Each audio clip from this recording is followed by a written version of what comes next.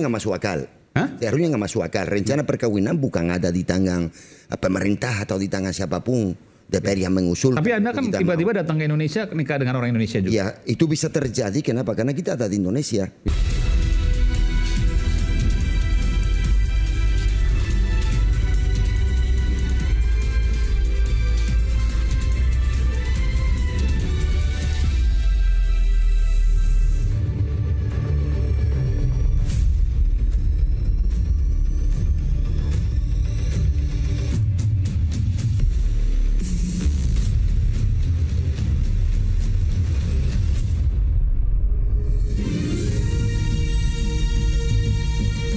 Disiarkan langsung dari studio MNC Conference Hall Ainus Tower Jakarta. Inilah Rakyat Bersuara bersama Aiman Wicaksono.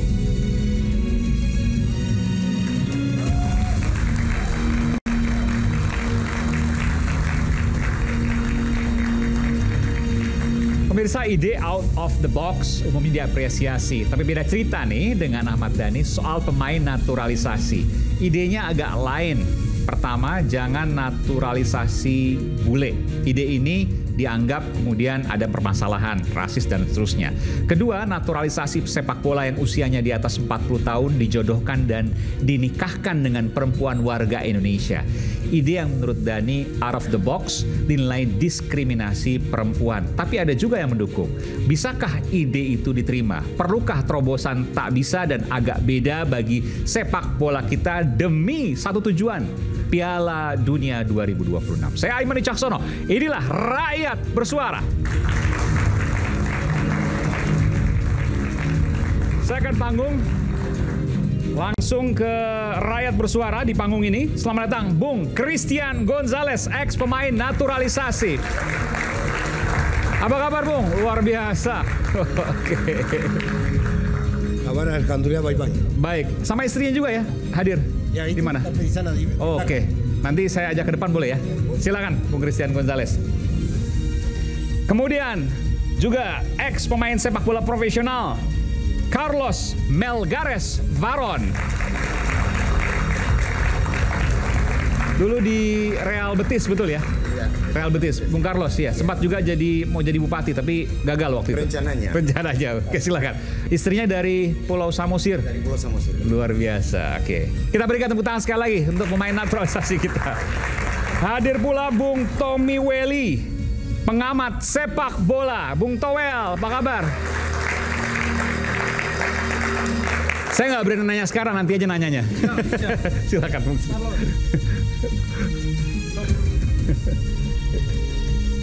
Kemudian ada Bung Effendi Ghazali, pecinta sepak bola. Yang kalau ada timnas pasti ikut kemana-mana. Ya. Besok ke Australia, Sydney ikut ya?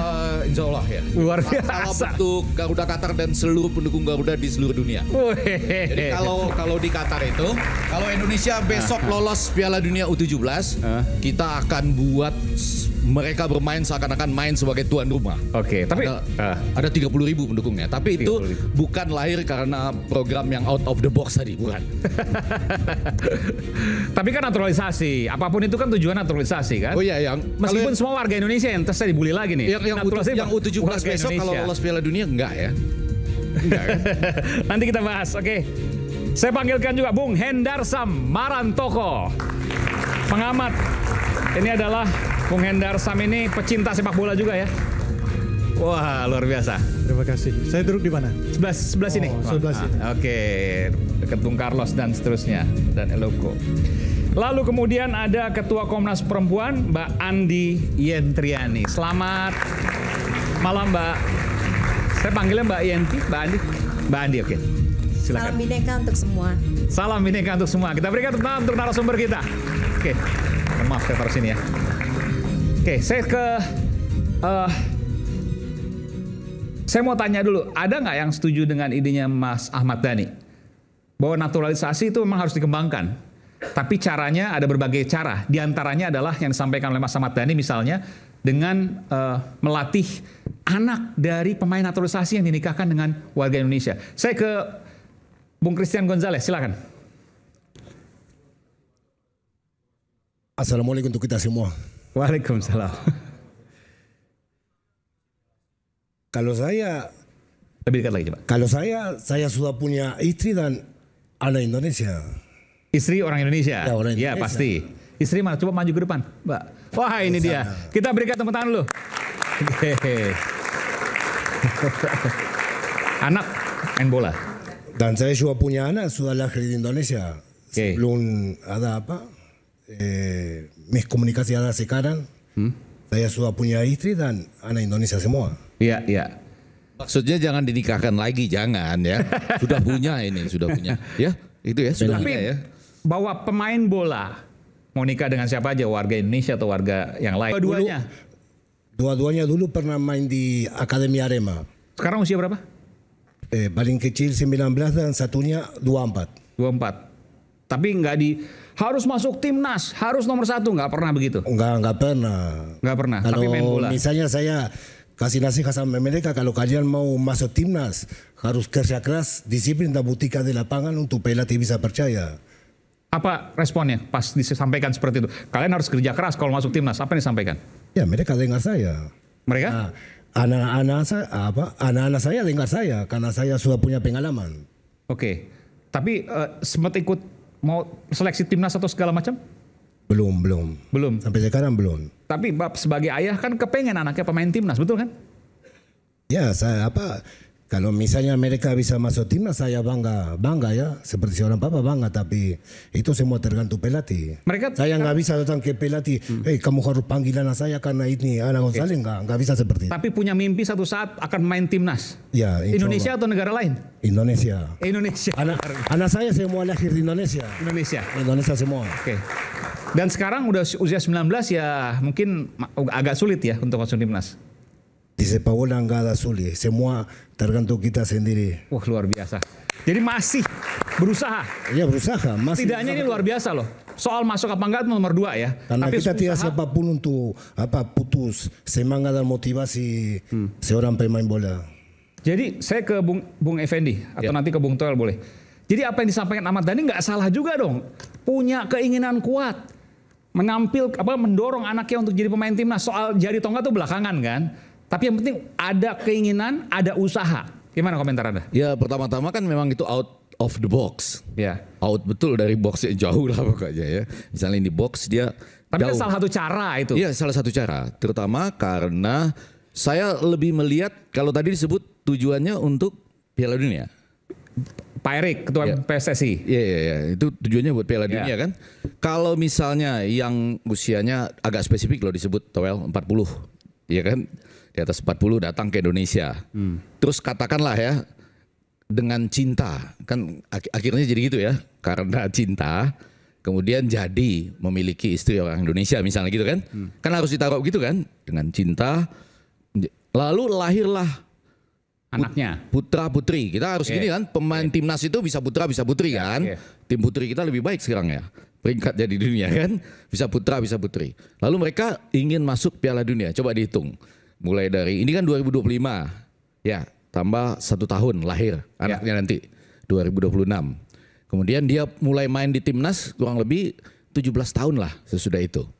Ya kan kalau itu jadi 2026 tambah 17 masuk Piala Dunia tahun berapa? 2034, 38, 42, 46 mungkin. Oke. Ya itu ya kalau bicara seperti itu. Tapi persoalan yang kedua ini menjadi pintu masuk adalah apakah kalau anak-anak pemain besar dunia seperti pun Thiago Messi, Cristiano Ronaldo Junior, ya misalnya seperti itu kan karena bakatnya, skillnya, tuh kemudian hidup di Indonesia dalam infrastruktur sepak bola seperti kita, mereka akan menjadi seperti Thiago Messi. Apakah mereka akan menjadi seperti Cristiano Ronaldo Junior atau enggak gitu? Belum tentu, tapi itu kan hasil kan domain Tuhan. Tapi usahanya mungkin saja. Tadi kalau seandainya misalnya ke Bung Christian Gonzalez, dia menekankan secara kuat, ya, dia punya harapan yang sangat kuat dan anaknya sampai sekarang konsisten main bola. Iya. Tapi kalau itu bicara soal peluang misalnya, 20 kayak Christian Gonzalez gitu, pasti ada yang timnas. Itu kan logika peluang misalnya. Ya kalau saya lebih melihat ini mula-mula sebagai persaingan isu yang menarik. Ini kebetulan kan dalam minggu-minggu ini ada isu yang hampir sama sebetulnya. oplos dan blending gitu ya. Apa kaitannya nih? Kaitan dong. Ini kan soal kawin oplos dan blending ini. Oke. Jadi tapi yang dioplos itu kan ilegal. Kalau ini yang legal dong. Hah? Ini legal kan? Ya, yang ini. Iya. Nggak legal juga? Nanti kita tanya sama. Legal dong, kan ada suratnya, no? Kalau tujuannya itu adalah misalnya memperbolehkan segala cara untuk kemudian Piala Dunia. ke Piala Dunia, Ya. termasuk dengan kalimat-kalimat yang ini boleh, ya seperti lagu Madu 3 itulah, kurang lebih begitu ya. Kan ada kan Apa tuh Madu 3? lagu Madu 3, senangnya dalam hati gitu ya. Oh, oke. Itu kan Madu 3 tuh judul lagunya. Kala na, ibu aja senyum-senyum gitu ya. Jadi kalau Apa lagu Bang Ahmad Dhani? kalau itu semua dilakukan hanya untuk mencapai Piala Dunia, yang saya bilang baru mungkin 2000 berapa 46 tadi ya. Kalau dihitung mulai suksesnya 1 tahun kemudian sesudah cinta itu bersemi gitu. Masih 45. Apa? Pakai. Emas 45. Generasi Nasi emas Mas 45. 45 ya. Pas cocok. Cocok ya? Cocok. Bapak ikut mendukung. Maksudnya gimana, Pak Carlos? Jadi kalau seandainya cara itu cocok? Timingnya pas. Saya rasa bahwa itu apa yang disampaikan oleh Dhani itu adalah suatu pendapat saya, candaannya ya dalam momen kerut, dalam momennya yang sulit untuk mendengarkan sesuatu yang beda. Aku rasa untuk lebih memecah suatu keadaannya, suatu situasi, dan barangkali seperti yang tadi disampaikan untuk mengalihkan perhatiannya kepada hal-hal yang. Tapi masuk akal, kalau anak katanya masuk akal, karena hitungannya mas. Seharusnya nggak masuk akal. Hah? Seharusnya nggak masuk akal. Rencana perkawinan bukan ada di tangan pemerintah atau di tangan siapapun. DPR yang mengusul. Tapi Anda kan tiba-tiba datang ke Indonesia nikah dengan orang Indonesia juga. Ya, itu bisa terjadi. Kenapa? Karena kita ada di Indonesia. Iya. Seperti Christian, dia datang ke Indonesia sudah di sini, bukan dipanggil ke negara sana untuk didatangkan untuk mencari perempuan untuk nikahi dia. Tapi Carlos, Itu kalau beda. kita ambil jalur yang baik ya. Saya Istri. Oh, ini istrinya tepuk tangan. Tepuk tangan sendiri. Tepuk tangan penuh semangat. Tapi coba kita ambil misalnya ya, kita ambil sisi lainnya lah. Walaupun Ahmad Dhani bercanda, siapa tahu dia punya maksud baik. Sehingga perempuan-perempuan Indonesia ya, kemudian jadi terbuka pikirannya. Sorry loh, ini saya mengandaikan yang Ya nggak apa-apa. Nggak apa-apa ya. Ini sebenarnya Bung Ahmad Dhani udah kita undang ke sini, Iya, iya. cuma berhalangan. Nggak, misalnya, kemudian ada perempuan-perempuan Indonesia yang kemudian berpikir, oh ide Ahmad Dhani ini boleh juga atas dasar keinginan sendiri. Dan sekarang kan media memungkinkan dia DM. Nah cuma kan harus hati-hati nih. Kalau misalnya orang itu sudah memiliki istri atau sudah memiliki keluarga kan nggak bisa juga ya. Di atas 40 rata-rata sudah berkeluarga ya. Kalaupun tidak terikat perkawinan jadi selingkuh dong gitu. Kalau dia mendekati gitu ya. Kan bisa poligami katanya. Bisa poligami. Bisa Oh sampai ke sana ya? Ya, Sampai ke situ. sampai Tapi maksud saya anggaplah yang normal aja. Oh iya. Seorang perempuan Indonesia mendapat inspirasi dari Ahmad Dhani, mengirimkan pesan langsung direct message ke salah satu pemain di dunia yang terkenal yang sudah di usia 40 tahun untuk kemudian datang dong ke Indonesia gitu. Kemudian cintanya bersemi dengan harapan nanti mendapatkan pemain-pemain. Saya mulai takut lihat Usia perempuan Indonesia sebenarnya berapa? Karena dia sudah 40, barangkali sudah menjandang, tidak ada lagi menduda ya, tidak ada lagi apa namanya itu. Oh iya. Ya, usia berapa perempuan itu seharusnya yang cocok? Ini bapak ini lebih ahli sebetulnya kalau soal 40, usia. Tapi maksud saya kalau itu jadi inspirasi dan dilakukan atas dasar cinta, boleh nggak? Karena Ahmad Dhani nggak hadir, tapi saya kurang lebih kalau seperti itu bayangannya bisa ya, Carlos Eloko Gonzales bisa ya. Tapi kita berikan kesempatan pada teman dekatnya Bung Ahmad Dhani dulu, Bang Hendar Sam, silakan. Iya. Jadi saya disclaimer dulu sebelumnya bahwa saya kok diundang ke acara ini ya dibilang ada kapasitas enggak juga, karena saya ini kalau di posisi saya sekarang saya ini rakyat jelata di di sepak bola Indonesia. Saya bukan siapa-siapa, saya cuma penikmat sepak bola. Yang kedua, saya kasih tahu juga, saya nonton terakhir timnas Indonesia itu di 2010. Pada saat Eloko main, itu traumanya saya sampai sekarang ketika kita kalah dari Malaysia. Jadi dari saya itu, jadi trauma dan kekecewaan saya itu berlanjut 14 tahun. AFF waktu itu ya? AFF Piala Tiger kalau tidak salah pada saat itu. Jadi saya coba memposisikan diri, ini kalau ada yang salah-salah mohon maaf ya. Jadi ini perasaan saya mungkin juga beresonansi dengan perasaan publik. Nah cuman saya coba untuk melihat kita bisa berterima kasih, bisa juga tidak terhadap Ahmad Dhani, karena kalau dia nggak ngomong kayak gitu, nggak ada juga acara ini. Ini cuma pintu masuk saja.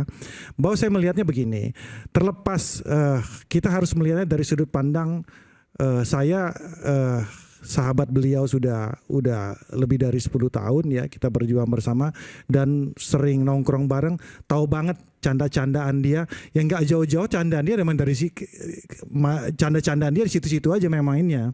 Salah satu canda selain masalah musik, ya selain masalah gini-gini, tapi itu jokes dia memang seperti itu. Nah cuman yang harus dilihat, saya bisa coba menangkap esensinya. Saya juga kalau kedengar pertama kali, loh kok kayak gini gitu loh. Pasti semuanya dengarnya kayak gitu kan. Aduh Mas Dhani ngomong kayak gini. Saya WA dia, Mas gue disuruh ngomong kayak gini nih. Ya lu bilang aja lagi proses di MKD kan belum ada putusannya juga. Gitu aja dia enteng ngomong gitu lah kan. Nah tapi saya melihatnya, saya mereview 1, 2 dan mencoba mencerna esensi daripada omongan dia ini. Nah kalau kita bagi bahwa saya coba ya mencoba berteori. Mas Dhani emang ada yang laporin MKD karena pernyataan itu?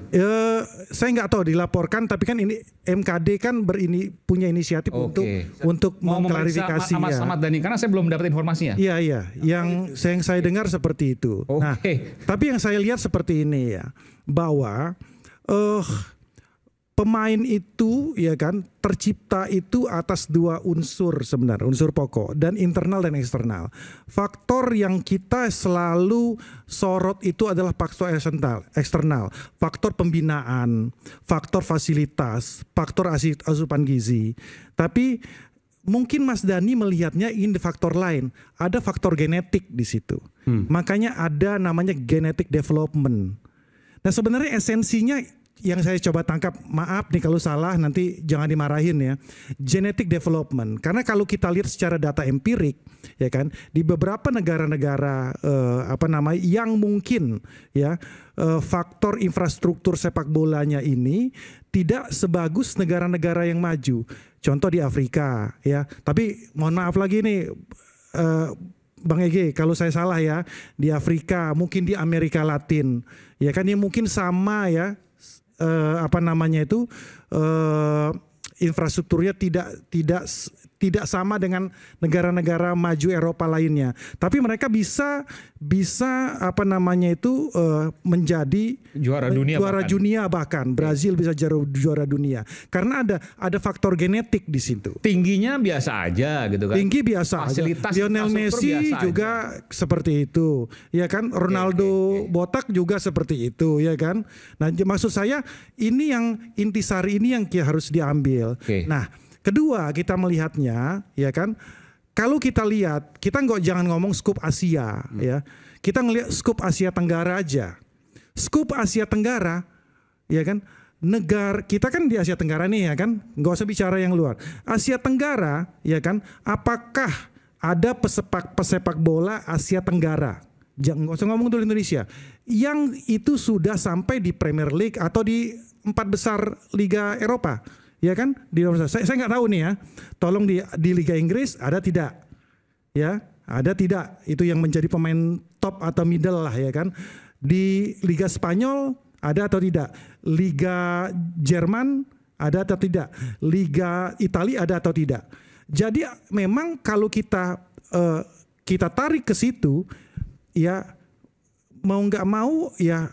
Sepertinya saya ngelihat ini make sense saya aja, logika saya ya memang ada faktor genetik sehingga perlu ada faktor genetic development. Stop sampai situ dulu. Jadi ada faktor genetik, itulah kemudian yang mendasari mungkin Mas Ahmad Dhani itu punya pendapat seperti itu. Cuman bumbu-bumbunya ini ya itu khas guyonan Ahmad Dhani. Oke, nanti saya ingin mendengarkan juga dari Mbak Yen, dari Mbak Andi, dari Bung Toel. Kita akan kembali saat lagi, tetaplah bersama kami. Isu hangat bikin penat, apalagi kalau tidak bisa mencerna dengan cermat. Jangan lupa secangkir kopi yang hangat dan nikmat yang menemani kebersamaan dalam program Rakyat Bersuara bersama saya Aiman Wicaksono. Saya akan segera kembali.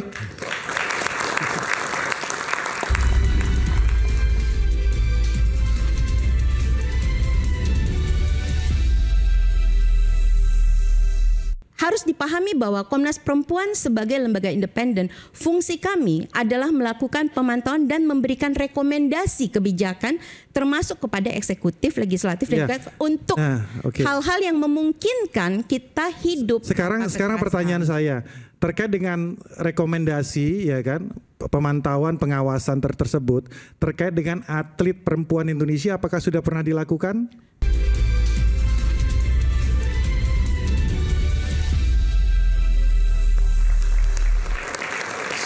Sebelum ke narasumber kanan kiri saya ingin ngajak mahasiswa nih, sekali-sekali dong mahasiswa. Siapa? Dari mana?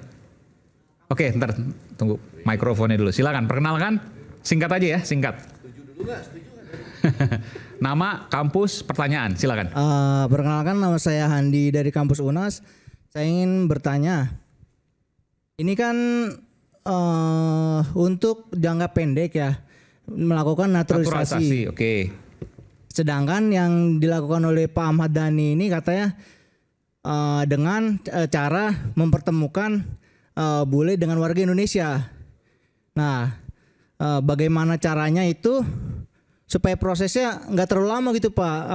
Proses ke Piala Dunianya gitu. Kalau terlalu menunggu nungguin anaknya dulu. Ya, nungguin anak itu kan terlalu lama prosesnya. Sementara pihak dari Bapak Erick Thohir kan ini kan ingin prosesnya cepat kan supaya Indonesia dikenal Piala Dunia juga. Terima kasih. Betul.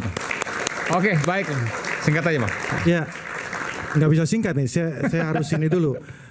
Saya sepakat ya. Jadi yang harus kita lihat itu begini. Kalau kita pakai perbandingan di Jepang itu roadmap-nya itu 100 tahun loh. Jadi dari bola ini ya. Untuk bola. Mereka roadmap 100 tahun dimulai dari tahun 1992. Jadi mereka 2092 baru targetnya akan juara Piala Dunia. Sekarang baru berjalan 33 tahun. Anda bayangkan selama 33 tahun ini begitu banyak sepak bola dari Jepang sudah berkiprah di Eropa. Kita lihat Mitoma di Brighton itu sangat jago sekali. Ada Wataru Endo di Liverpool. Karena membangun budaya sepak bola. Membangun roadmap. Roadmap itu roadmap jangka panjangnya. Bukan jadi, karena perkawinan ini ya. Bukan karena perkawinan. Ini beda lagi. Saya menyambung dikatakan. Jadi inilah yang ingin dipecahkan oleh Ketua PSSI sekarang ya Pak Erick Thohir, karena kita ini negara kita ini over excited dengan sepak bola. Nah ini yang coba ditangkap. Kalau kita pakai roadmap 100 tahun ya kan, kayak seperti adik tadi bilang, kapan selesainya masalah ini ya kan, kita udah jadi bangkai semua kita tidak akan bisa melihat. Maka oleh karena itu ya kan, dengan segala kebijakan yang beliau ada target jangka pendek untuk supaya ekspektasi dan super excited daripada masyarakat bola Indonesia ini bisa dijawab dengan salah satu programnya adalah naturalisasi tadi, ya kan? Tapi, ya kan, ini kan nggak akan mungkin. Saya pribadi nggak ingin ini jalan terus, ya kan? Karena kita yang penting masuk dulu deh, kalau bisa ke Piala Dunia, ya kan? Setelah itu nanti baru kemudian di program berikutnya, saya berharap ya ini nggak berkelanjutan. Ya tentunya banyak faktor, banyak variabel, ya kan, dengan bagaimana standar pemain lokal kita dengan ketika bermain dengan pemain naturalisasi ini bisa kemudian naik. Jadi standarnya bisa naik karena mereka bisa bermain bersama-sama. Nah yang kedua saya melihat juga naturalisasi yang terjadi selama ini, kritik saya, masukan saya. Kalau naturalisasi sebenarnya harus disaring juga gitu loh. Harus disaring, jangan semua gara-gara dia berdarah Indonesia, gara-gara dia bermain di Eropa, tapi nggak disaring juga. ya kita harus saring juga, menyaringnya apa yang kualitas, benar-benar berkualitas. Selain dia memang mempunyai kaitan darah dengan Indonesia, dia harus berkualitas. Emang sekarang nggak berkualitas? Sekarang saya lihat mulai berkualitas, karena banyak main di liga-liga top Eropa dan di liga yang dulu juga liga berkualitas 1. sih, Bung. Oh iya ya Bung. Beliau Loko adalah salah satu eksepsionalnya. Beliau ada legend, saya ikuti beliau. Terima kasih Pak. Di Persik Kediri saya tonton terus. Saya nggak ngelihat Persik Kediri, saya lihat Loko. Saya cuman fans daripada Loko. Setelah itu kemudian 2010 ya saya Tapi teman-temannya Bung Christian Gonzalez, Bung Loko ini ada yang tidak berkualitas gitu kan? Oh dulu. Enggak. Saya enggak, nanti kita ngomongin itu saya lagi di ini kan. Cuman kita kan melihat ke laptop lah. Pernyataan tadi maksudnya apakah artinya pernyataan dari yang kita harapkan menjadi negarawan? Mas Ahmad Dhani. Anggota dewan itu kan yang kita harapkan menjadi negarawan. Iya. Yang kalau dia bicara dia thoughtful, dia bernas, dia membayangkan apa yang akan dia komunikasikan kepada masyarakatnya. Terkait dengan itu, karena tadi ngomongnya peta jalan 100 tahun, kalau hitungannya Mas Ege berarti butuh 23 sampai 25 tahun. Artinya ini RPJP tahap kedua ya. Kan pas nih 2025 2045 ya RPJP kita. Yang ngitungnya ya generasi emas gitu. Yang hitung Carlos. Tapi masyarakat Indonesia nggak sabar untuk nunggu sampai kesana. Betul. Karena itu mengkawinkan dengan ekspektasi untuk punya anak itu kan nggak mungkin untuk sebuah strategi jangka pendek. Ya itu makanya program jangka panjangnya itulah. Betul, sudut pandang daripada Mas Ahmad Dhani bukan instan. Betul. Pertanyaan saya adalah kemudian, jika ini bukan bercandaan, lebih bahaya daripada bercandaan. Tapi bercanda itu adalah juga sebuah letusan dari alam pikir yang ada. Ada kajian di situ. Bagaimana seseorang itu semakin dia jago bercanda. Gus Dur itu jago banget bercandanya. Tapi kita bisa lihat kualitas kenegarawanannya. Nah sekarang pertanyaan saya adalah, jika yang disampaikan sesuatu yang menempatkan perempuan ini seperti masuk ke dalam peternakan ayam potong, apakah bisa dibuat lebih cepat? Ya, disuntik hormonnya supaya bisa potong lebih cepat kan? Untuk menghasilkan itu. Ini kan pertanyaannya kayak pertanyaan breeding. Pertanyaan di dalam sebuah peternakan. Menempatkan perempuan Indonesia sekedar menjadi wadah untuk menghasilkan keturunan. Ini baru-baru ini juga ada keluar ya tentang trafficking manusia yang dijadikan tempat breeding saja gitu sebetulnya. Hanya modelnya lain. Atau kemudian mengatakan dengan lelucon, ya nggak apa-apa juga sih. Namanya juga laki-laki ini juga dibuat kayak pejantan sapi ya, sapi pejantan itu. 1 ekor sapi bisa untuk beberapa betina. Dengan embel-embel, oh ya kan bisa kan ya, bisa sampai 4 kan gitu. Tanpa menyimak bahwa di Indonesia peraturan untuk punya istri lebih dari 1 itu ada prasyarat yang harus dilakukan, diikuti supaya dia tidak merendahkan satu dengan yang lainnya atau menguntungkan satu pihak dengan yang lainnya. Ya, kalau itu yang disampaikan, saya pikir ada beberapa hal yang memang menjadi masalah yang mendasar. Negarawan, anggota dewan terikat dengan kode etik di mana diharapkan tidak akan menurunkan marwah, kehormatan, kewibawaan. Sehingga kita bisa membincang persoalan yang penting. Saya fans sepak bola pinggir-pinggir, nggak paham nama-nama, tapi saya menikmatinya. Dan saya berharap ada diskusi yang baik tentang bagaimana masa depan sepak bola Indonesia. Diskusi yang serius di tengah, tanpa harus bumbu-bumbu tepi-tepi, mungkin bisa menghasilkan peta jalan yang panjang itu tadi, daripada kita semua mengikuti gimana. Tapi yang paling berat sebetulnya adalah pernyataan-pernyataan yang menunjukkan alam pikir yang tadi itu, pertama membedakan ras seseorang, seksis, kalau pakai bahasa tadi kan sanggupnya joknya cuma sampai segitu gitu ya. Atau juga merendahkan martabat perempuan dan tidak mengenali aturan-peraturan perundang-undangan yang ada di dalam negara ini. Pertanyaan saya, itu Bu kan Andi, yang kemudian korelasinya mungkin itu dengan kontribusi terhadap Komnas Perempuan terhadap persepak bola Indonesia itu di mananya nih? Kalau kita hanya mempersoalkan objeknya itu adalah seorang Ahmad Dhani saja, kan ini kan masalahnya yang dipersoalkan oleh Komnas Perempuan ini kan masalah etika dari seorang anggota DPR, kan seperti itu, ya kan? Tapi tugas daripada Komnas Perempuan ya tentang masalah ini terkait dengan korelasi ya dengan bagaimana Komnas Perempuan bisa memajukan persepak bola Indonesia itu menurut saya sangat jauh lebih penting. Boleh nggak saya kasih saran? Boleh nggak kita melihatnya dengan cara berbeda? Tahun lalu, berdasarkan seluruh data yang berhasil dikumpulkan oleh Komnas Perempuan, ada 445.000 lebih kasus kekerasan terhadap perempuan.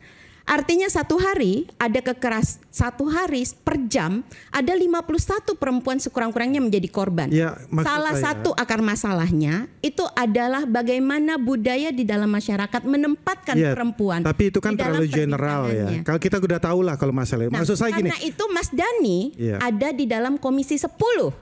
Komisi 10 itu adalah juga tentang pendidikan. Komisi 10 secara keseluruhan adalah wajah dari seluruh DPR RI juga di saat yang bersamaan. Dukungan dari aparat, dukungan dari pejabat publik, apalagi sebagai anggota dewan sangat menentukan cara pandang kita yang lebih besar. Makanya tadi saya bilang, kalau buat kami isunya ini adalah sebetulnya dia menggeser diskusinya dari diskusi tentang sepak bola yang sebetulnya juga sangat krusial menjadi diskusi yang hari ini kita lakukan, di mana saya harus datang dan kemudian bicara tentang sepak bola yang sebetulnya, Mas, kalau saya boleh bilang ini 51 perempuan per jam, setiap 5 jam ada 2 perempuan menjadi korban kekerasan seksual yang harus ditangani. Saya balik lagi ya. Jadi balik lagi kan korelasinya itu tidak berhubungan langsung dengan bagaimana kita memajukan sepak bola. Boleh nggak saya kasih saran dan usul? Umpama gini, lebih konkretnya, itu kan luas banget kekerasan terhadap ini. Saya usulkan aja Komnas Perempuan mungkin kerjasama dengan Kementerian Pemuda dan Olahraga. Bagaimana supaya Komnas Perempuan bisa mengadvokasi dan bisa juga memberikan backup yang kuat terhadap atlet-atlet wanita Indonesia. Itu jauh lebih konkret menurut saya. Loh itu Mas, jadi gini, kalau tadi misalnya kita bicara persepak bolaan, lalu kemudian usulan ditempatkan adalah, oh mungkin kita harus menempatkan perempuan bukan sekedar orang yang bisa memberikan anak, tapi perempuan Indonesia tadi juga dibilang ada nih squad perempuannya. Tim sepak bola Indonesia yang perempuan, bagaimana cara kita menguatkannya? Kalau kasusnya adalah kasus enggak, kalau itu kan perdebatan yang ada di dalam komisinya. Komisinya harus maksud saya kan daripada kita bicara. Dan kalau dia ada kasus kekerasan terhadap atlet perempuan, itu juga dilaporkan kepada Komnas.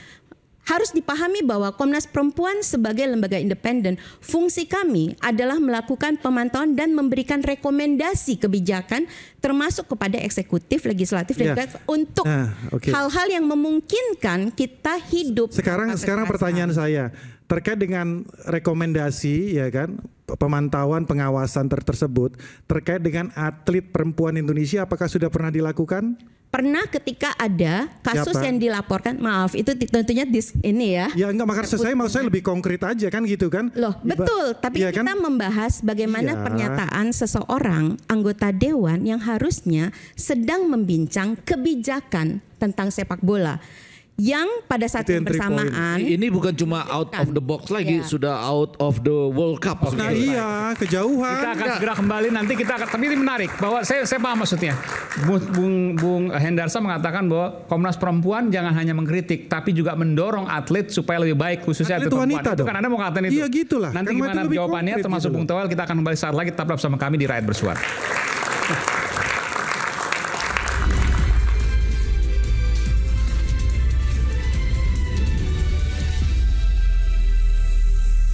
Cuma kalau Ahmad Dhani mengklaim sebagai usulan yang out of the box, dalam bahasa bola saya menyebutnya usulan yang offside.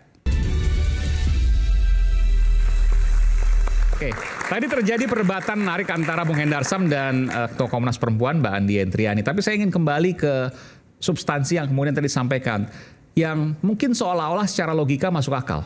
Kalau kita bicara soal Brazil, kita bicara soal Argentina, tingginya nggak luar biasa, nggak seperti Eropa dan seterusnya gitu ya. Tetapi infrastrukturnya juga nggak bagus juga sebenarnya kan. Ya nggak beda-beda jauh lah dengan Indonesia. Tapi juara.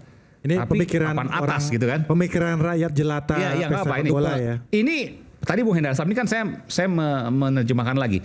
Jangan-jangan memang punya unsur dari gen. Oleh karena itu Bung Hendarsam berpendapat ya genetic development tadi. Atau kita tantang pakai pertanyaan saya tanya aja. Sebentar ini dulu. Tanya Messi misalnya, Thiago Messi. Nanti silakan nanti jawab. Jangan-jangan apa yang disampaikan Mas Ahmad Dhani benar, itu menurut Bung Hendarsam. Meskipun harus ada pembuktian empirik secara saintifik, secara ilmiah di situ. Saya ingin ke Bung Toel. Silakan. Oke, saya ingin mendudukan pemikiran sepak bola karena saya seorang dan jawab ini juga ya insan sepak bola. Pasti akan terangkum. Konteksnya adalah rapat kerja DPR RI dengan PSSI terkait naturalisasi. Kenapa terjadi naturalisasi? Kita baca bahwa atmosfer iklim sepak bola kita sedang mimpi Piala Dunia. Sangat kebelet Piala Dunia, kan begitu. Mimpi Piala Dunia, lalu momentum ada, maka terjadilah naturalisasi yang kemudian sekarang menjadi demam. Maka kemudian muncul usulan dari yang terhormat anggota DPR, kan begitu. Kebetulan punya nama juga, jadi name make news juga, Ahmad Dhani. Cuma kalau Ahmad Dhani mengklaim sebagai usulan yang out of the box, dalam bahasa bola saya menyebutnya usulan yang offside. Offside. Saya mau pakai istilah bola. Kenapa offside? Kenapa offside? Karena secara sederhana sepak bola tidak bekerja dengan cara seperti itu. Maksudnya apa? Tidak bekerja dengan cara seperti itu. Tidak bekerja dengan cara yang diusulkan Ahmad Dhani. Bahwa kalau ada mantan pemain bola di atas 40 dinikahkan dengan wanita perempuan Indonesia, lalu anaknya yang kemudian dibina gitu kan, jadi supaya jadi pemain bola hebat, itu nggak ada. Sepak bola tidak bekerja dengan cara itu. Kenapa saya ngomong seperti ini? Sebelum masuk ke yang sepak bolanya, saya mau kasih kisah tentang kuda pacu namanya sekretariat. Di banyak olahraga itu tidak berlaku seperti di sepak bola, tapi di kuda oke. Sekretariat tahun 70 lahir dari pilihan kuda jantan ayahnya yang seorang champion yang punya spesifikasi kecepatan, Bod Luller. Dia dinikahkan dengan induk atau kuda betina yang kuat dalam stamina, jarak jauh, endurance, something royal namanya, ada filmnya juga. Lalu kemudian dilatihlah anak kuda itu namanya sekretariat dan dia menjadi yang sangat fenomenal. Kuda pacu legendaris sampai sekarang karena dia dapat American Triple Crown. Jadi 3 kejuaraan berturut-turut yang sangat berkeras. Ada Kentucky Derby, ada Preakness, ada Belmont. Berturut-turut dan itu nggak pernah ada. Bung Toel, ini sebentar. Ini hewan ya, bukan manusia ya? Iya, makanya. Okay. Itu terjadi. Maka saya tadi ada kalimat bahwa sepak bola tidak bekerja dengan cara seperti itu. Ya, sepak bola tidak bekerja dengan cara genetis seperti itu. Bahwa kemudian sekretariat setelah juara pensiun dan kemudian menghabiskan sisa hidupnya dengan membuahi kuda-kuda betina, bahkan sampai 600 kuda betina dan beberapa di antaranya juara, itulah yang terjadi di kuda pacu. Tapi di sepak bola caranya nggak seperti itu. Kalau kita bicara genetis, kita langsung aja ke empiriknya. Apakah pemain-pemain besar itu dari genetis ayahnya atau siapanya yang pemain hebat? Kita sebut Pele. Apakah Dodinho adalah pemain hebat? Enggak. Justru Pele memenuhi cita-cita ayahnya. Karena ayahnya menangis begitu berhasil gagal tahun 50 oleh Uruguay di Maracanã. Pele bilang ke ayahnya waktu itu, nanti saya yang bawa juara. Dan kejadian tahun 58. Waktu Pele usia 17. Apakah dia dari genetis yang hebat? Enggak. Kita bicara Maradona. Maradona dari genetis yang hebat. Yang sampai harus dikawinin dengan perempuan Argentina, kan enggak. Ini kisah nyata dalam sepak bola. Karena sepak bola kenapa indah? Karena dia menjadi arena, menjadi ruang di mana manusia menjadi hebat. Keluar dari kesulitan-kesulitannya. Pele dari kesulitan hidupnya, Maradona, Messi pun sama. Tadi Aiman bilang bahwa ada genetis nih, Brasil tingginya nggak sama, Argentina tingginya sama kita. Tadi. Messi itu defisit hormon waktu kecilnya, yang butuh suntikan hormon tiap bulan, yang orang tuanya nggak sanggup karena dia pekerja rendahan di Argentina. Jorge Messi itu nggak sanggup, tapi dia punya bakat luar biasa. Yes, apakah bakat luar biasa itu dari Jorge Messi? Kan belum. Bukan dari seorang sengaja didatangkan, bukan. Itulah hebatnya sepak bola. Itulah keindahan sepak bola. Lalu Ronaldinho, apa Ronaldinho sempat sama ayahnya bilang, berlatihlah, nggak usah pakai sepatu, biar feeling bolamu bagus. Tapi begitu besar dia tahu bahwa sebetulnya, kata Ronaldinho, bapaknya nggak sanggup beliin sepatu. Tapi dia jadi Ronaldinho, jadi hebat. Itulah keindahan sepak bola. Jadi saya bilang tadi, sepak bola tidak bekerja dengan cara seperti itu. Itu dari kalau kita bicara yang besar-besar seperti itu. Balik ke Indonesia, Toel ngawang-ngawang, ngomongnya luar negeri. Kita bicara Sucipto Sintoro, Iswadi Idris, Roni Patinasarani. Oke? Sekarang pertanyaannya, apakah pemain-pemain besar itu dikawinkan, andaikan, dinikahkan dengan perempuan Indonesia melahirkan pemain hebat? Enggak, belum tentu juga. Adakah anak dari pemain hebat yang kemudian jadi hebat? Sulit sekali, jarang sekali. Nanti orang akan bilang, netizen apalagi hater, Bung Toel nggak tahu aja. Ya, saya tahu. Cesare Maldini itu adalah pemain nasional Italia, anaknya lebih hebat. Tapi satu hal itu sangat jarang sekali. Dan reputasi Cesare Maldini namanya memang tidak terlalu ini. Tapi dia pemain nasional. Tapi kita lihat Pele anaknya. Apakah jadi pemain hebat? Saya tanya. Pele? Enggak ada. Hanya mediocre aja. Gitu loh. Apakah bawa Brasil jadi juara dunia? Enggak. Itu Pele. Maradona. Dari istri pertamanya anaknya perempuan. Dari hasil selingkuhannya di Napoli dengan Cristina Sinagra, Diego Sinagra pun jadi pemain mediocre aja, nggak muncul juga di Itali, dan mungkin kita semua nggak kenal namanya kecuali yang hanya bertekun di sepak bola, nggak jadi apa-apa juga, gitu loh, paham nggak? Jadi ada satu hal lain lagi bahwa anak seorang pesepak bola besar itu akan mendapat kesulitan psikologis yang luar biasa juga. Karena dia akan selalu dibanding-bandingkan dengan reputasi dan nama besar ayahnya. Saya harus fair juga begini. Itu kan kita bicara nama besar yang kemudian ekstrim. Kita bicara yang Indonesia. Bukan. Maksud saya begini. Adakah kemudian penelitian misalnya di pemain-pemain bola yang timnya luar biasa, Brazil, Argentina, ayahnya merupakan pemain bola? Pertanyaan saya itu.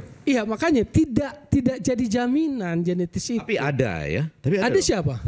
Misalnya Maldini. Ya, makanya saya bilang tidak semua, tetapi hanya sedikit. Maldini misalnya kan, sampai ke bawah. Bapaknya Cesare, Paulo. Tapi apakah anaknya Daniel bisa melampaui Maldini? Enggak bisa, Bos. Eden Hazard dan Torgan Hazard Nggak bisa. Enggak, maksud saya gini ya. Enggak sini enggak apa-apa. Ini saya mendiskusi. Nama yang agak akrab dengan Toel misalnya. Sintayong. Itu punya anak dua juga pemain bola loh. Iya. Dua orang kan? Iya. Shin Tae-won dan Shin Jae-yu. Saya malah nggak tahu. Shin Jae-won dan Shin Jae-yu. Malah nggak tahu itu. Nggak tahu ya. Pemain bola. Masuk di kelompok umur untuk Korea Selatan. Jadi begini, gitu, untuk kelompok umur gitu. Chef, Profesor, begini. Ya. Jadi kalau seorang sepak bola bisa dicontoh nih, ada depan kita lah, Christian Gonzalez. Itu akan jadi kesulitan sendiri buat anaknya. Setuju. Karena bapaknya begitu besar. Ya. Bukan salah, bukan. Tetapi anaknya akan diperbandingkan dengan bapaknya. Iya. Kita mau bicara yang lokal aja ya, kita bicara Sucipto Sintoro, pemain besar kita almarhum. Iswadi Idris, adakah anaknya yang jadi pemain bola? Almarhum Roni Patinasarani, bapaknya begitu hebat buat Indonesia ini. Ada kan yang jadi pemain bola anaknya? Enggak. Patrick Kluivert main. Jago. Melampaui reputasi bapaknya enggak? Belum, tapi main kan. Zinedine Zidane, anaknya Enzo. Zinedine Zidane, anaknya Enzo Zidane. Melampaui enggak? Ada Justin Kluivert lumayan ya yang main di Bournemouth sekarang. Son Heung-min Tottenham itu bapaknya pemain bola. Iya. Ya, kan? Lebih jago dari bapaknya. Ken Kluivert yang juga main di kelompok umur untuk Belanda gitu. Jadi kalau bapaknya jago seperti yang seolah-olah disodorkan untuk menikahi perempuan Indonesia itu nggak jaminan. Kalau itu saya setuju. Soal genetis tadi, jadi saya mau bilang Bung Toel. Gini loh, sebentar. Messi kalau dilahirkan di sini dan besar di sekolah situ belum tentu jadi Messi. Enggak, gini, maksud saya ini kita terlalu kita terlalu hanyut dengan perbandingan tersebut. Bukan, saya mau bicara dalam konteks bolanya. Ya enggak, Evan Dimas ini kalau lahir di Spanyol, Luis Milla yang ngomong. Coba nanti bisa itu akan main di La Liga. Evan Dimas. Kalau yang tahu bakatnya Evan Dimas. Ini kalau Evan Dimas. Jadi di luar genetis seperti yang Aiman tadi sampaikan, apa yang penting dalam sepak bola? Football environment, football development. Apa yang dimaksud environment? Infrastruktur, coaching quality, competition, turnamen. Nah, lu yang akan menghasilkan faktor genetik. Apakah itu faktor genetik? Sekarang saya kasih contoh dari olahraga lain. Kalau faktor genetik itu menjadi yang paling menentukan, tidak menentukan, tapi salah satu faktor. Makanya itu tidak menjadi ini. Kita pernah punya pasangan medali emas Olimpiade Barcelona 92, Alan Budi Kusuma dan Susi Susanti. Ini saya agak takut. Kalau itu menjadi sangat genetik, berarti saya agak takut dari ngomong ini sebenarnya ini sebenarnya begini, jangan sampai nanti masyarakat bias. Ya, bias karena makanya karena komunikasinya Ahmad Dhani yang mungkin kurang tepat, lalu kemudian diartikan berbeda. Bahasa naturalisasi, jangan kebablasan. Ada genetik yang kemudian memang berpengaruh pada permainan bola. Jadi gini. Kalau rumusan itu yang kita harus luruskan, kita harus jernihkan dulu itu. Betul. Bahkan Messi lahir di Indonesia, apakah akan jadi Messi? Komunikasi antara Ahmad Dhani dengan substansinya. Apakah Messi lahir di Indonesia akan jadi Messi? Dibesarkan di iklim sepak bola Indonesia. Ini jangan hanyut. Saya kita mau kepada bicara sana. dalam koridor sepak bolanya, dalam pemikiran saya pengen sepak bicara bola. kita pada saya pengen bicara di masalah teoretiknya dulu. Bukan masalah empirik. Kalau diadu-adu masalah gitu, Bung Ege juga punya antitesanya terhadap hal tersebut. Jadi kalau kita hanyut kepada Pele punya anaknya siapa, bukan masalah itu. Ini ada dua faktor. Saya kasih tahu dalam sepak bola, maka kalimatnya adalah sepak bola tidak bekerja dengan cara seperti itu. Memang tidak bekerja seperti itu. Yang saya makanya saya dari awal udah jelaskan bahwa ada dua faktor menurut saya yang orang awam ini. Faktor internal dan eksternal. Salah satu faktor adalah genetik. Makanya kita lihat di Amerika Latin, di apa namanya itu. Yang menurut saya football environment. Dengar dulu. Di Amerika Latin, di rumusnya 4. Tapi saya sampai di situ saja. Sampai ketika itu di apa nama itu diejawantakan oleh Ahmad Dhani harus kawin dengan ini, harus kawin itu, saya tidak. Kenapa Brasil yang 5 kali juara Piala Dunia tidak punya pikiran bahwa kita berharap naturalisasi mantan pebulu tangkis Indonesia untuk menikahi wanita Brasil sehingga kita punya juara dunia bulu tangkis. Kan nggak gitu juga orang Brasil. Tapi saya mau balik, unsurnya itu 4 kalau menurut saya ya. Genotip ditambah environment dan development sama dengan fenotip. Apakah itu nanti kita akan saat lagi taplap sama kami juara Olimpiade lahirnya.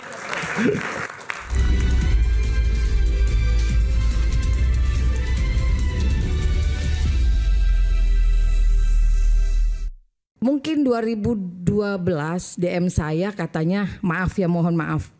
Tolong bisa nggak Bang Gonzales minta airnya saya beli dengan 5 atau 10 M terserah mau berapa. 5-10 M? Yes.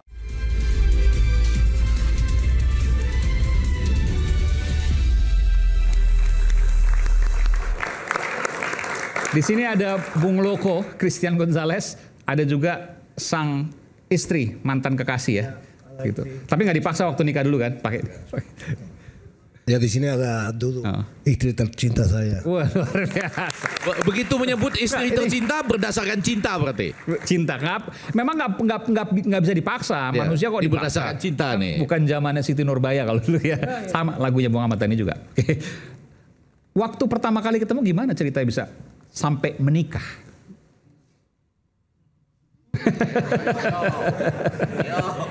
Yang benar, yang jujur, ayo. Nah, bukan gitu. Dekar ya Allah. Saya istri katanya mau jelas ya. Anda mau jelaskan. Eloko yang ditanya dulu gimana? Anda dulu, nanti saya ke Pak Eva.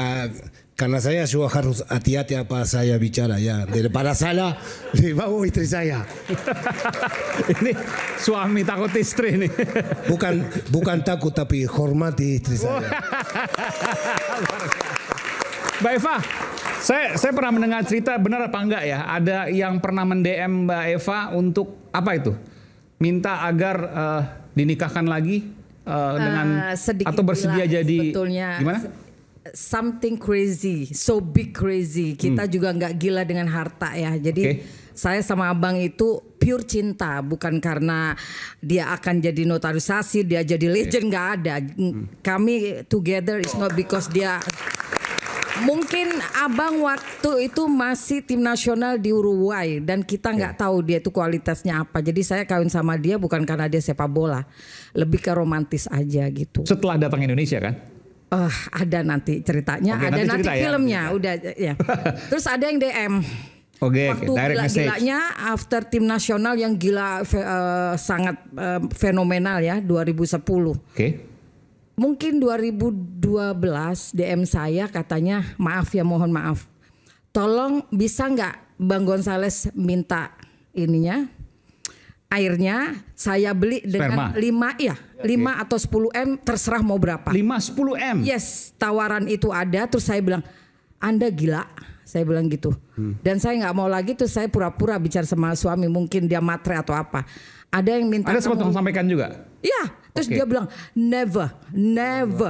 Karena benih saya itu cinta. Bukan untuk dijual beli dan untuk sembarang orang. 5-10 M 2012. Dan berapapun, maksudnya. Sempat ditanyakan untuk apa keperluannya, pemain bola atau karena apa? Dia sangat mengidolakan suami istri.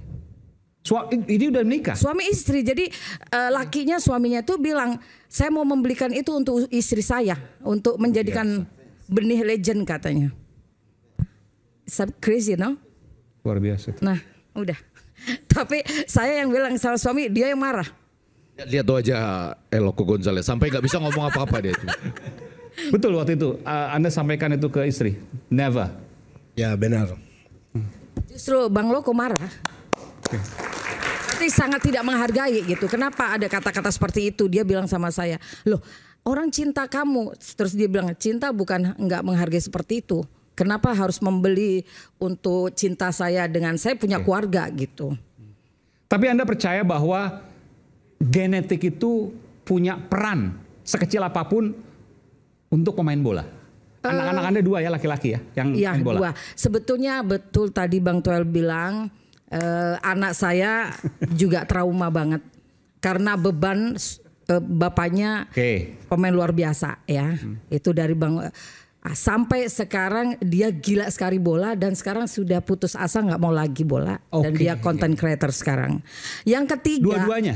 No, yang ketiga masih belum putus asa. Dia justru papa aku mau main papa, aku mau main. Karena kemarin sempat waktu bapaknya masih di Arema, dia main di juniornya. Waktu di Kediri main di junior. Jadi dia itu bener-bener tendangannya kayak papanya banget yang nomor 3. Sampai sekarang dia building bodinya banget sepak bola, tapi kita itu nggak tahu harus kemana gitu. Karena Gonzales ini tipikal orang tidak mau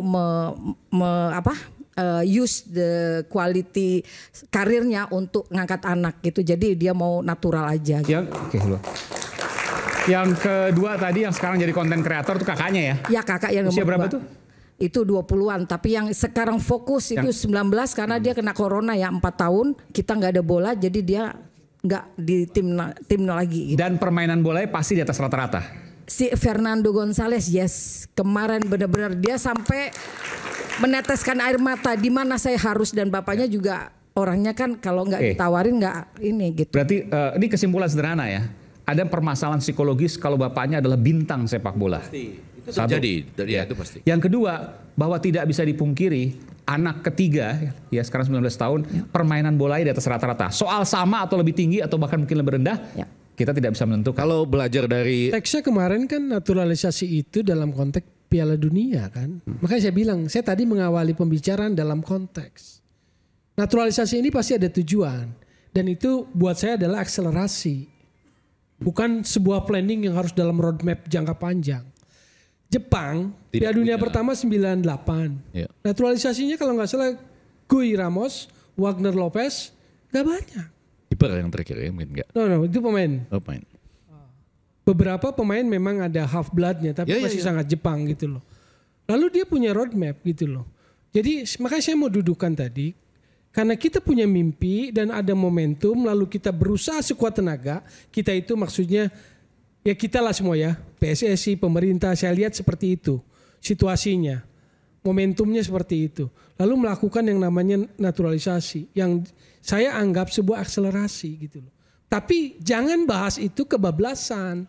Jangan bahas naturalisasi bola menjadi apa ya? Offside dalam bahasa sepak bola, itu yang saya maksud gitu loh.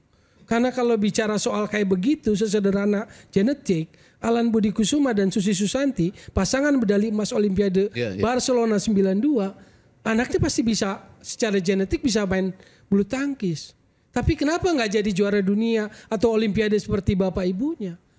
Kan gak segampang itu. Olahraga itu, makanya saya bilang tadi kalimatnya, sepak bola tidak bekerja dengan cara seperti itu. Ada aspek yang disebut football environment. Kalau Marcelino lahir di Spanyol, bisa jadi dia main di La Liga. Evan Dimas, Luis Milla bilang, kalau lahir di Spanyol, you main di La Liga. Tapi Aiman, enggak, ini saya setuju. Cuma mengembalikan tadi, sepengetahuan saya ya.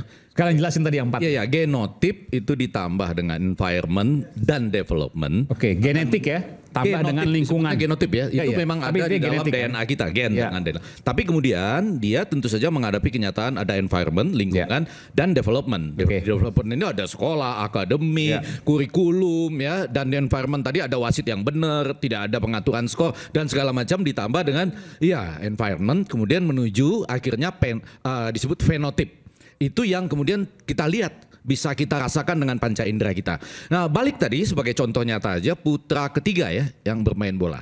Fernando Gonzalez. Ya. Fernando. Ini juga sebetulnya cinta bola. Oke. Main bola juga. Hobinya dia kepin bola, tapi we don't know where to go. Nah, tapi dia punya keinginan untuk skill banget sampai nangis. Keinginannya luar biasa. Coba lihat. Usia berapa? 17 tahun baru kemarin. Boleh dong. Ya. Siapa namanya? Vanessa. Oh, nggak bisa bahasa Indonesia? Bisa. Dikit-dikit. Bisa tapi malu. Oke. Senang main bola? Senang. Berapa kali seminggu main bola misalnya? Main bola sama kakak-kakakku di rumah. Tapi pernah saya coba dia main sama tim Eloko FC. Gila banget. Sampai ya ampun. Ya, jadi sekali lagi. Dan cita-citanya menjadi timnas perempuan sepak bola Indonesia? Insyaallah. Wih. Nah, jadi kalau kita lihat beberapa contoh itu kan tidak langsung bisa dilakukan generalisasi. Keinginan, misalnya gini, inisiatif, Pele, motivasi. Anaknya gimana? Nggak ada kan? Maradona nggak ada. Tapi kalau misalnya kita lihat Cesare Maldini, kemudian anaknya menjadi jauh lebih terkenal. Legend. Paolo Maldini. Kemudian ada lagi di bawahnya Daniel Maldini. Nah, sekarang tergantung kita. Kalau kita lihat anaknya yang lebih besar dari bapaknya, ya Paolo Maldini lebih besar daripada Cesare, misalnya gitu ya. Lalu apakah misalnya Paolo Maldini quote on quote didonorkan dalam program, kan begitu kan? Ada bicara gitu kan? Kalau perlu dianggarkan. Karena itu malah saya tadi dari awal tantang, ini kan ada kisahnya tak putra ketiga kan? Katanya di Indonesia ada pemandu bakat, pemantau, ada di mana mereka gitu.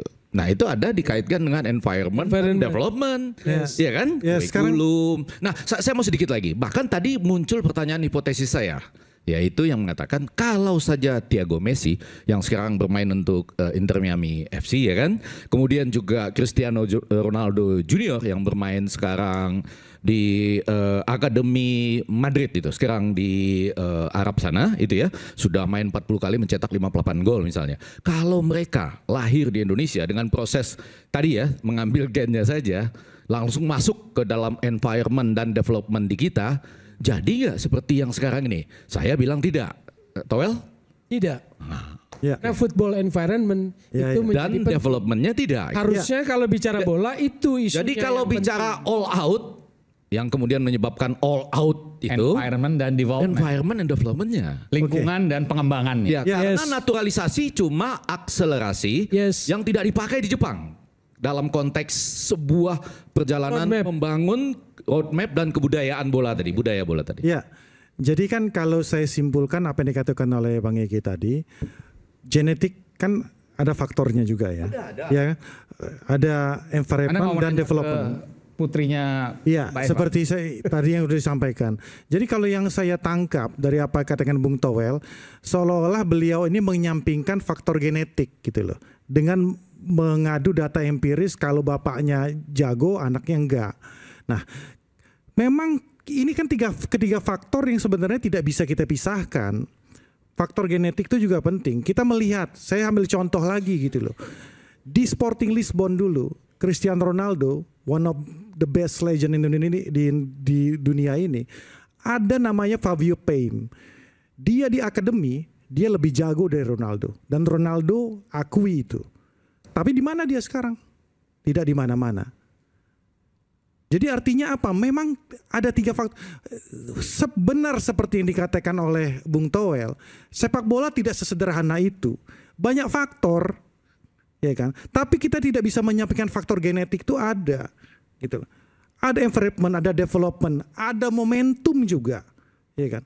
Yang mungkin banyak sekali, ya kan, pesepak bola yang secara bakat bagus, ya kan? Maka sering dikatakan ada wonderkid, ya. Bagaimana siapa dulu ininya sepupunya Messi, Bojan Kirkic. Ya, mungkin bisa dikatakan hampir selevel dulu dia dengan Messi pada saat dia masih wonderkid. Tapi nggak nongol juga. Kan faktornya sama seperti oleh Bung Towel, tidak sesederhana itu. Tapi apakah kita menyampingkan faktor genetik ini menjadi tidak ada? Ini nggak juga.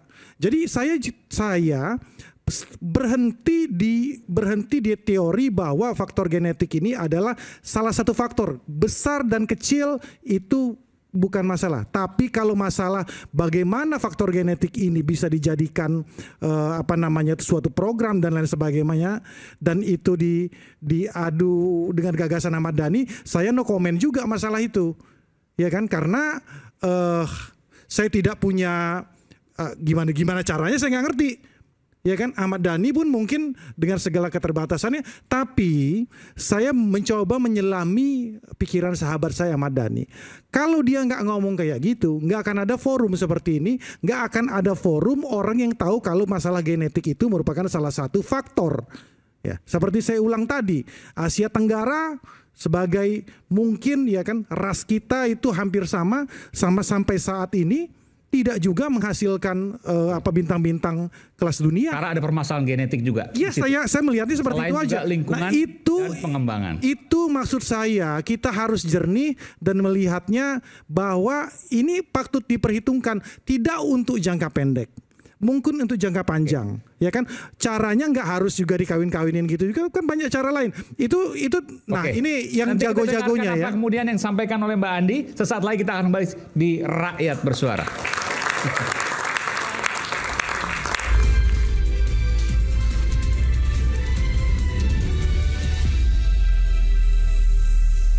Tidak mengenali kerja Komnas Perempuan. Tadi ya makanya yang saya pengen ini ajang daripada Komnas Perempuan untuk menonjolkan hal tersebut dibanding menjadikan Ahmad Dhani sasaran tembak.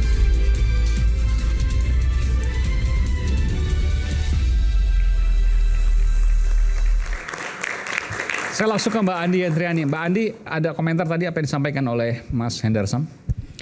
Iya. Dan apa yang selama ini terjadi? Baik. Yang pertama, diskusi tentang genetik ini tentunya baik. Perlu kita timbang lebih panjang. Tetapi disitulah letak kontradiksinya. Jika memang menempatkan genetik begitu pentingnya, apa landas untuk mengatakan jangan ras yang ini tapi ras yang itu?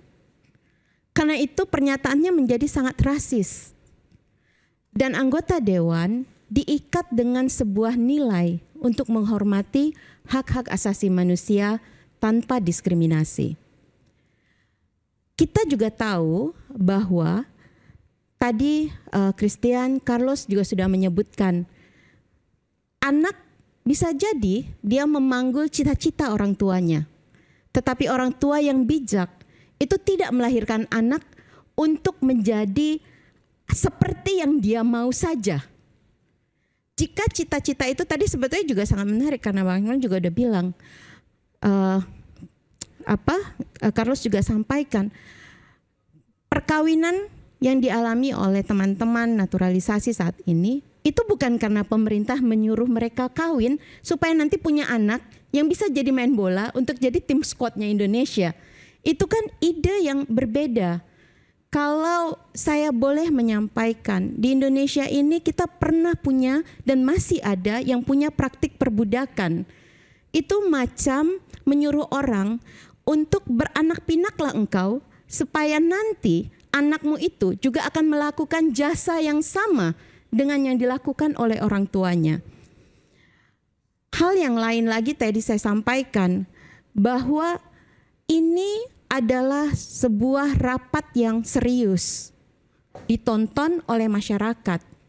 Ada ekspektasi yang besar bahwa dia dinyatakan dengan data-data yang baik.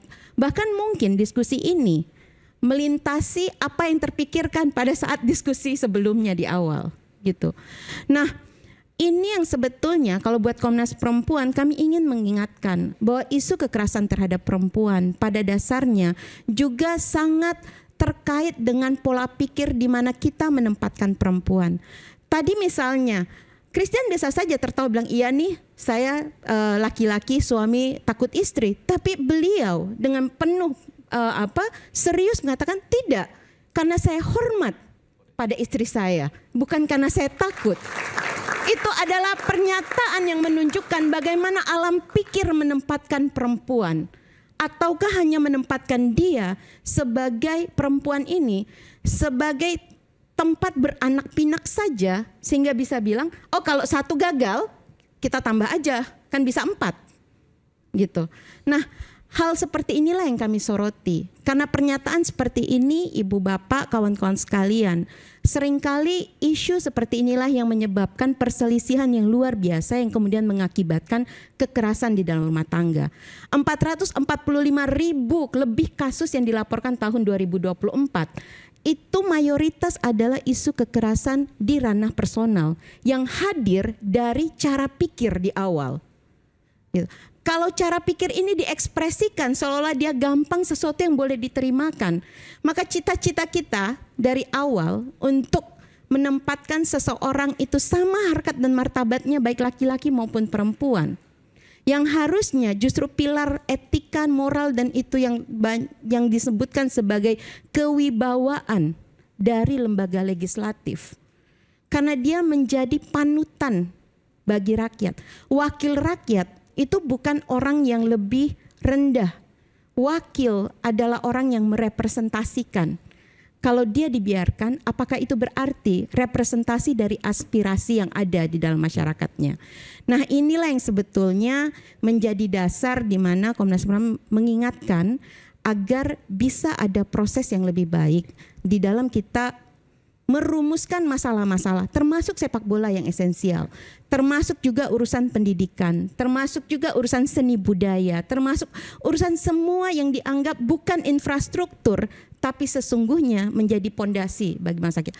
Jika memang genetik itu penting, tanpa ada rasa rasisme, tanpa juga ada rasa inferioritas karena satu gen lebih baik dari yang lainnya, saya yakin bangsa Indonesia ini akan merasa sangat mendukung jika mengatakan bahwa mari kita lihat, siapa tahu di sudut-sudut Indonesia, di pulau-pulau terluar Indonesia, dari teman-teman yang sudah kita memang adalah silang budaya Nusantara ini, menghasilkan orang-orang dengan bakat yang luar biasa yang bisa menghadirkan masa depan sepak bola yang lebih baik. Oke, sedikit silakan. Ini bukan closing statement kan? Bukan. Tanggapin aja. Mbak Andi, maksud saya itu kalau datang ke acara kita ini jangan jadi mencari sasaran tembak Ahmad Dhani, kan itu merupakan cuplikan kecil saja ya. Kan tadi saya sudah batasi bahwa apa yang dikatakan oleh Mas Dhani masalah genetik itu yang saya ambil disari. Kalau pernyataan setelah itu saya no comment karena di situ adalah ranah dari Mahkamah Kehormatan Dewan yang saat ini sedang berproses apakah beliau bersalah atau tidak. Tapi saya pengen sekali lagi saya pengen kasih masukan yang konkret dan kinerja Komnas Perempuan yang benar-benar konkret. Maksud saya dalam konteks sepak bola dan konteks olahraga secara nasional. Cobalah ya kan, berikan sumbangsih yang lebih konkret tadi dalam bentuk bagaimana atlet-atlet wanita kita ya mengadvokasi, memberikan pengawasan, memberikan perhatian terhadap kesejahteraan mereka apabila ada tindak kekerasan terhadap mereka, ya kan? Itu yang jauh lebih esensial. Betul. Jauh dan karena lebih itu kan penting. karena mungkin makanya tidak itu, mengenali kerja Komnas Perempuan. Tadi ya saya makanya yang saya pengen ini ajang daripada Komnas Perempuan untuk menonjolkan hal tersebut dibanding menjadikan Ahmad Dhani sasaran tembak. Coba tonjolkan apa yang sudah dilakukan dari Komnas Perempuan terhadap atlet perempuan di Indonesia, atlet wanita di Indonesia. Itu kan pasti jauh lebih korelasinya, pasti lebih penting dibanding kita mencari siapa yang salah, siapa yang benar, seolah-olah ya kayak saya ngeliat kayak gimmick aja gitu loh. Coba tunjukkan yang Komnas Perempuan sudah lakukan terhadap atlet wanita di Indonesia, atlet sepak bola di Indonesia. Apa yang bisa diberikan selama ini? Tapi Mas paham kan ya, Komnas Perempuan itu pertama fungsinya adalah melakukan pemantauan, pencarian fakta, pendokumentasian, kajian, serta rekomendasi kebijakan. Sekarang saya selesaikan dulu. Karena itu kami sangat menghargai misalnya Kementerian Pemuda dan Olahraga atau lainnya ketika mereka mencari misalnya rekrutmen itu mereka bertanya apakah orang-orang ini pernah dilaporkan kekerasan. Kami akan surfing. Atau ketika ada korban yang datang, kami memberikan rekomendasi bagaimana maksud saya itu kan masih kan umum. Bukan. Kami bahkan telah memberikan rekomendasi apakah dari Komnas Perempuan sudah pernah memberikan rekomendasi umpama kan nggak harus pasif maksud saya. Betul, kan? Sudah. Jawaban saya adalah sudah. Nah, apa? Contohnya saya mau tahu. Bagaimana mengembangkan sistem pencegahan dan penanganan kekerasan seksual di dalam lingkungan atlet Indonesia karena pernah ada kasus yang dilaporkan. Pasti banyak ya, saya setuju. Nah itu yang maksud saya lebih penting ditonjolkan dibanding kita ya ngurusin ya kinerja DPR yang merupakan ranah MKD kan gitu kan? Atau dibalik. Nggak, gimana? Nyambung dibalik supaya kembali ke topik dan nanti Carlos sama Eloko bisa muncul nih. Kenapa DPR pada waktu ada Bapak Ketua Umum PSSI ya langsung lebih banyak tertarik soal naturalisasi sampai mengusulkan sesuatu yang out of the box tadi, yang out betulan, offset. Kenapa tidak justru menanyakan kepada Ketua Umum PSSI? Nah, ini kita semua bisa bicara nih. Kenapa naturalisasi dibahas demikian panjang, akselerasinya demikian tinggi, sementara yang tadi environment dan development itu all out juga atau tidak gitu? Kan bisa dibalik kan? Maksud saya pertanyaan Anda ke Komnas Perempuan, kenapa tidak melakukan ini dan itu? Sekarang dibalik. Kenapa DPR dalam forum ketemu dengan PSSI itu juga tidak menanyakan sebaliknya? Kok naturalisasi saja gitu? Sebagai akselerator gitu ya. Mana environmentnya? Mana developmentnya? Mana tadi ya infrastruktur, kurikulum, perwasitan, pelatih, sekolah-sekolah sepak bola kita, kompetisi yang benar gitu. Nah itu kenapa tidak muncul gitu? Ya susah juga tanyakan saya bukan DPR. Mungkin akibatnya justru seakan-akan kita berbicara naturalisasi lalu dengan segala cara. Termasuk negara mulai mengawin-ngawinkan perempuan. Termasuk gitu loh. Bagaimana kemudian jawaban ini kita akan saksikan saat lagi termasuk closing statement nanti dari Bung Carlos Melgares Faron. Kita akan simak selepas jeda berikut ini.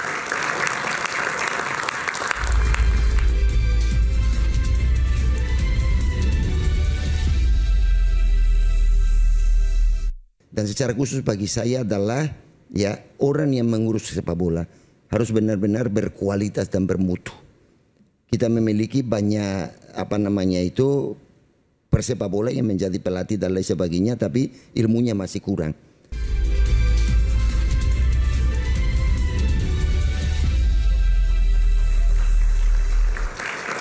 Sampai di sesi terakhir, saya tadi janji untuk ke Bung Carlos Melgaros Faron, bekas pemain Real Betis dan juga pelatih juga. Silakan. Sekarang warga negara Indonesia asli ya? Warga negara Indonesia. Tapi masih bisa bahasa Spanyol. Saya rasa masih ingat ya. Masih ingat. Ya. Kalau bicara soal saya sekarang sudah orang Indonesia dan saya cinta hanya Indonesia, boleh nggak? Pakai bahasa Spanyol tapi. Soy indonesio y amo a Indonesia. Ya, silakan. Ya, casi hacemos un programa también en español con Cristian, ¿no? Que estaría bien. Hampir kita buat satu program dalam bahasa Spanyol biar kami bisa berpartisipasi. Iya, kami punya bahasa yang sama ya, sehingga sebagai. Kalau Bung Gonzales kan Uruguay. Saya Uruguay. Uruguay betul ya. Tapi bahasa Spanyol. Uruguay. Sehingga kita lebih karena sudah banyak yang dibicarakan kepada suatu harapan. Memang itu genetik semuanya itu main peran penting juga dalam kehidupan karena membentuk apa yang keluar dalam feto atau yang dilahirkan di situ. Tetapi infrastruktur, mekanisme, teknologi dan secara khusus bagi saya adalah ya orang yang mengurus sepak bola harus benar-benar berkualitas dan bermutu. Kita memiliki banyak persepak bola yang menjadi pelatih dan lain sebagainya, tapi ilmunya masih kurang. Dan itu menjadi aset dari PSSI yang harus dikembangkan. Aku selalu mengatakan, bukan naturalisasi yang utama, tapi asetnya yang penting yang dapat dikembangkan yaitu infrastruktur sama SDM-nya yang dimiliki oleh PSSI, yaitu para pelatih, wasit dan lain sebagainya. Dan membangun sepak bola by proses. Kalau cepat mau sampaikan, kenikmatan hilang. Tapi kalau kita cepat, kenikmatan dalam proses akan membuat kita bangsa yang hebat dan baik dan besar. Makasih. Baik. Oke. Bung Gonzales, closing statement. Apa? Pernyataan penutup, closing statement. Tadi saya mesti bahasa Spanyol. Kesimpulan ya. Ya, semoga timnas kita nanti tanggal 20 lawan Australia bisa kerja keras dan bisa dapat poin untuk kita bisa lolos Piala Dunia. Tanggal 25 juga kan? Dan 25 di sini Indonesia, tapi pertama di Australia dulu. Australia, oke. 20 dan 25 semoga menang. Penting kita bisa dapat poin. Kalau menang, alhamdulillah. Oke, yang penting poin ya. Penting poin. Oke. Bung Toel, silakan. Sepak bola itu bukan sekedar terah. Nggak ada terah di sepak bola. Terahnya Maradona, terahnya Gonzales, terahnya Jackson F. Thiago. Enggak jamin. Buktinya tadi kan istrinya Gonzales bilang bahwa Gonzales sendiri nggak dorong-dorong. Nggak istilahnya menitip-nitipkan anaknya. Karena harus kualitas yang membawa anak itu ke panggung sepak bolanya masing-masing. Jadi sepak bola itu nggak kenal terah. Sepak bola itu bekerja dengan cara-cara yang tidak menistakan manusia. Makanya tadi kalimat saya adalah sepak bola tidak bekerja dengan cara-cara yang seperti itu. Karena secara filosofis kalau kita mencederai sepak bola, percayalah sepak bola itu akan mencederai kita. Oke, luar biasa. Ya, saya tetap percaya pada 4 unsur tadi, ada genotip ditambah environment dan development. Jadi ada hal-hal di sekitar itu yang mempengaruhinya, ditambah dengan upaya-upaya untuk pengembangan dengan segala sesuatu yang harus menjadi persyaratan untuk itulah yang kemudian menjadi hasil fenotip apa yang terlihat. Nah, bahwa kemudian gen tentu bisa menghasilkan sesuatu ya, ada juga dalam sejarah presiden anaknya jadi presiden juga. Presiden anaknya jadi wakil presiden ada juga gitu ya. Kan bisa aja di sepak bola juga ada tadi kan.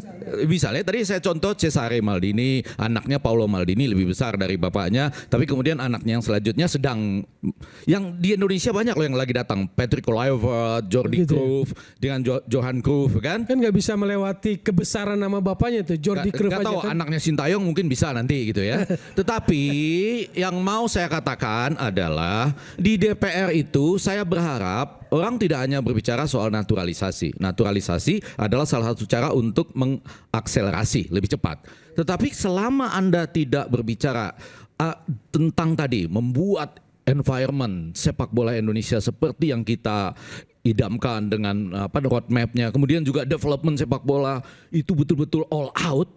Jadi Anda itu tidak hanya all out dalam konteks naturalisasi, tapi juga all out dalam hal ini ya, kompetisi kita, pembinaan usia muda, kurikulum, perwasitan, melawan pengaturan skor, itu komite wasit sama komite disiplin, kalau bersidang live dong gitu.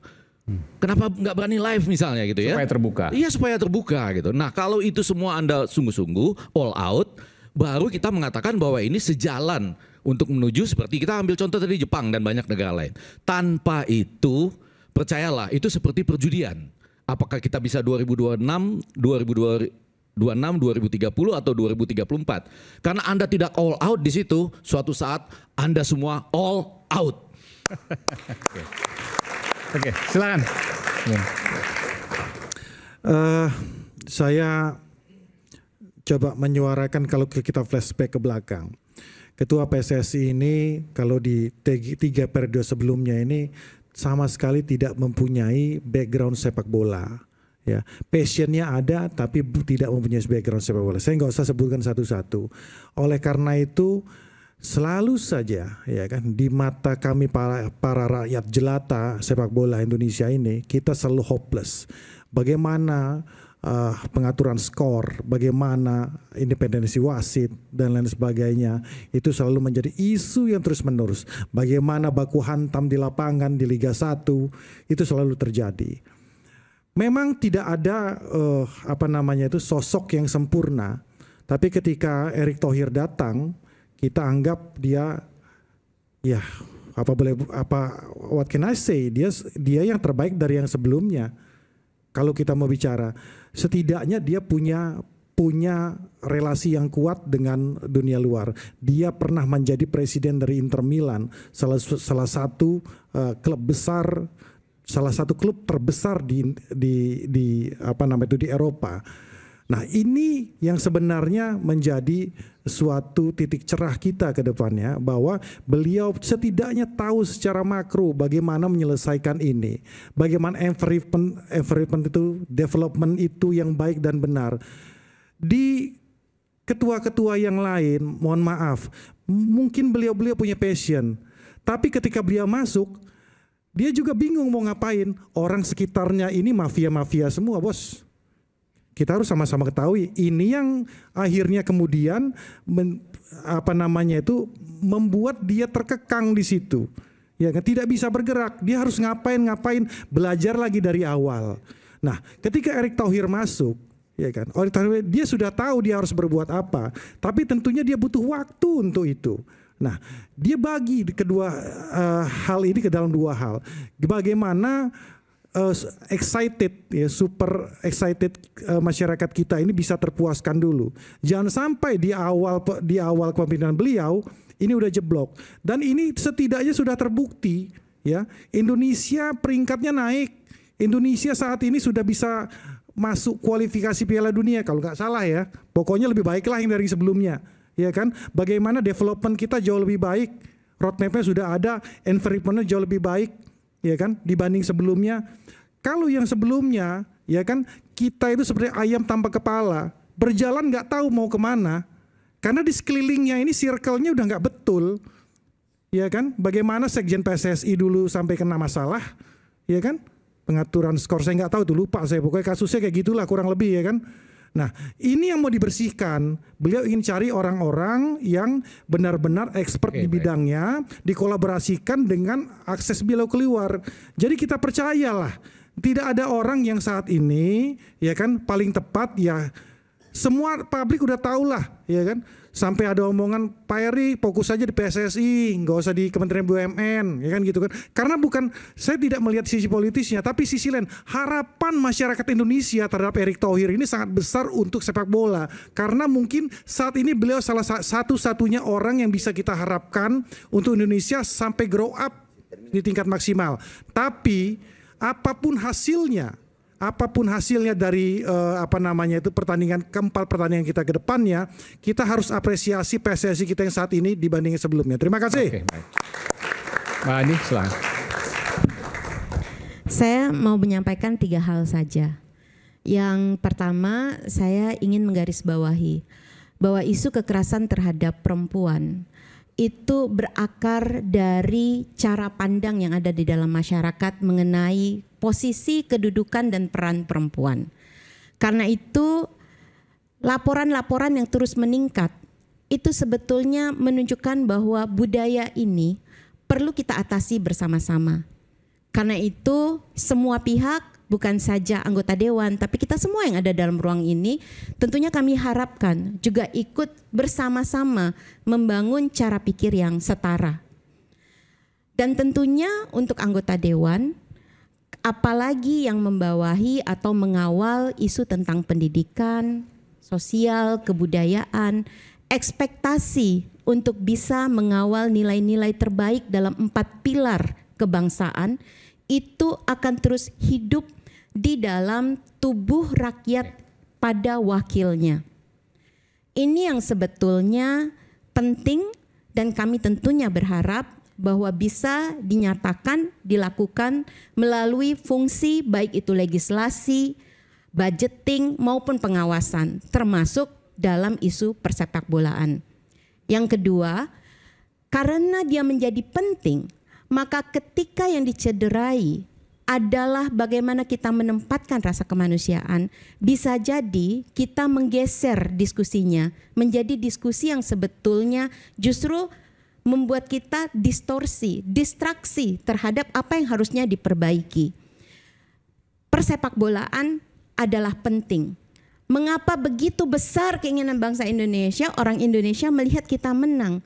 Karena di situ juga ada rasa kebanggaan yang luar biasa. Pada titik itulah juga perlu melihat bahwa kita sedang membina generasi muda yang membutuhkan ruang yang lain. Karena itu percakapan mengenai bagaimana membangun kebanggaan yang berpondasi jangka pendek, jangka panjang pada visi Indonesia generasi emas ataupun 100.000 tahun lagi harus ada di dalam kenegaraan itu. Dan yang terakhir, isu perempuan sungguh bukan barang candaan. Kami menitipkan ini agar dia menjadi bagian dari semua diskusi yang ada di dalam semua aspek kehidupan berbangsa dan bernegara. Terima kasih. Luar biasa. Baik. Ada mungkin ingin sampaikan terakhir, Mbak Eva? Nggak ada, cukup? Atau mau menyampaikan sesuatu terkait dengan Bang Gonzales? Ayo dong, anaknya dong. Ya, saya harapan berharap, misalnya. Ya, saya berharap mungkin untuk sepak bola Indonesia lebih mencari bibit-bibit di di pelosok tanah air. Dan pasti ada. Di Papua pasti ada, Jawa Timur, Papua, Kalimantan pasti ada bibit-bibit karena banyak sekali DM menuju ke saya. Tapi saya nggak ada link untuk memberikan. Jadi mohon sekiranya ya anak-anak Pertiwi juga diperhatikan. Luar biasa. Saudara, 3 pemain naturalisasi baru saja sah mengikrar sumpah sebagai warga Indonesia. Selamat datang Joe Matthijs, Pelu Pessi, Emil Audero, dan Dan Ruben James. Semoga mencintai Indonesia bukan hanya tentang sepak bola, tapi karena jiwa raga untuk bangsa. Saya Aiman Wicaksono, sampai jumpa di Rakyat Bersuara pekan depan. Salam. Masih.